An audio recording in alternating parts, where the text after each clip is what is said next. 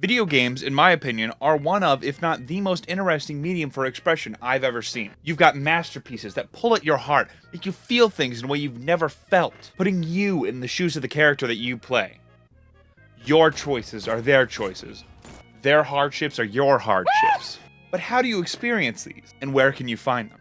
Well, there's many ways, but let's start with video game stores. Home console video games have existed since the 70s, but let's be honest, unless you're a collector, why would you want? But if you are a collector, don't worry. By going through any Goodwill dumpster, you can usually find a copy of Ping Pong for the Magnavox Odyssey. So let's take this on the road and let me show you. Now, for the average person using any browser or forums or asking around, you can usually get pretty good suggestions. Word of mouth is always good for finding new locations.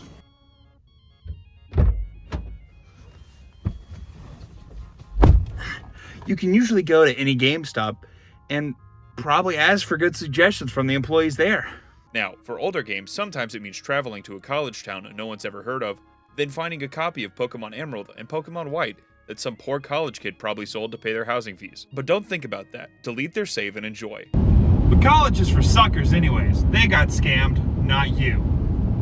Depending on the place, the game, and when the game came out, it can get pretty pricey. Usually, games that came out within the last 15 years drop down to around $20 within a few months or a year of releasing.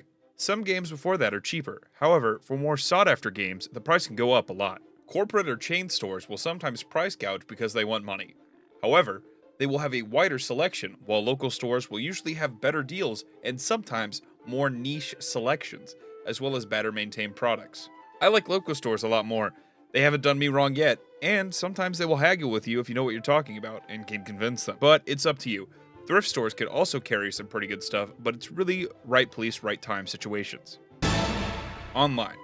Now, online shopping, while convenient, can be a lot more difficult in a lot of cases. You can't exactly see the product until you get it, and sometimes it's not exactly what you were looking for. There's also a chance the site could be fake. You never want to buy from a sketchy place. That's how I ended up with an Xbox controller full of needles. How did this even make it through Postal? Always research the store before buying from them. Now for my purchases, I've used GameStop, Double Jump Games, and Amazon. They haven't done me wrong so far with both retro and new titles. With Double Jump Games, they have been very friendly and upfront with the products that they have. Here's a copy of Sonic Heroes I got. All the paperwork is there. Disc is in good condition. And they've been pretty solid to me otherwise. Also, GameStop's website has some features that let you look up retro games that might be available in your area.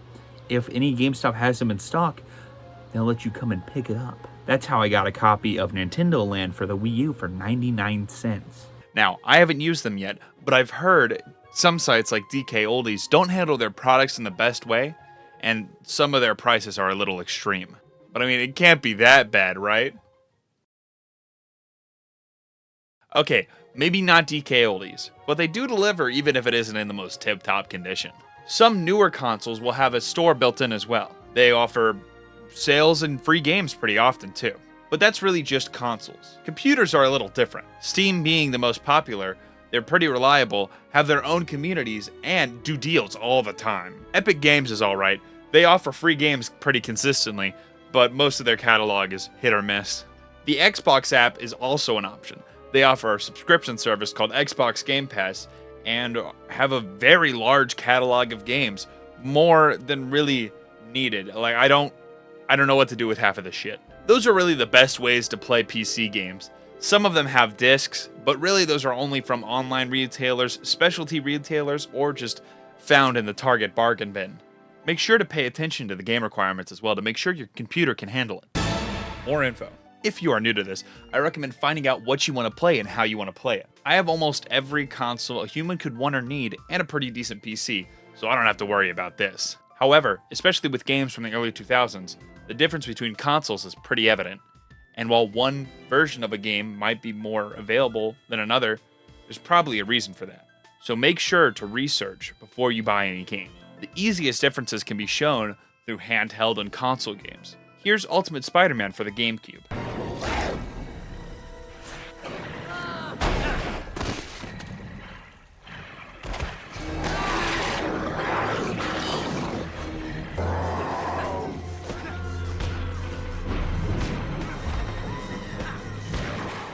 And here's Ultimate Spider-Man for the Game Boy Advance.